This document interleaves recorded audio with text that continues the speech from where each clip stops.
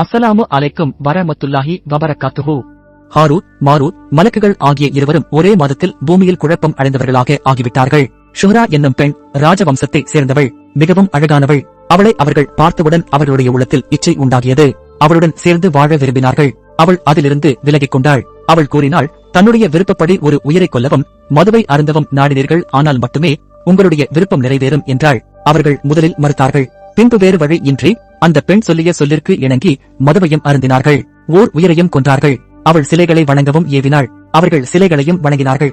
அவள் ஒரு நாள் அவர்களிடம் அவள் வானத்தில் சென்று வழிபடும் நன்மை என்ன என்று கேட்டாள். அவர்கள் அதை அவளுக்கு ஓதி கொடுத்தார்கள். அதை அவள் ஓதி வானத்தில் ஏறினாள். அல்லாஹு தஆலா அவளை நட்சத்திரமாக ஆக்கி போட்டான். ஆனால் அவர்கள் இருவரும் பாவம் செய்த போது வானத்தில் ஏற நாடினார்கள். அவர்களுடைய சிறகு அதற்கு வழிபடவில்லை. அவர்களைக் கொண்டு இறக்கப்பட்ட காரியத்தை அவர்கள் அறிந்து இத்ரிஸ் அலைஹிஸ்ஸலாமிடத்தில் போய் அவர்களுடைய செய்தியை எல்லாம் அவருக்கு சொல்லி அல்லாஹ்விடத்திலே பரிந்துரை செய்ய தேடினார்கள்.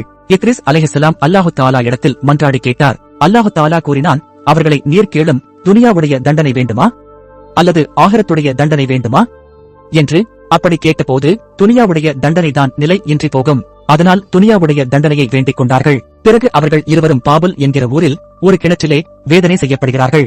அந்த வேதனை பற்றி உலமாக்கள் கருத்து கூறுவதாவது, அவர்கள் இருவரின் தலைமொழியும் இறுதி நாள் வரும் அளவும் தூக்கப்பட்டுள்ளது என்றார்கள். முஜாஹிது சொல்கிறார், அவர்களுடைய கால்களில் விளங்கும் போடப்பட்டுள்ளது.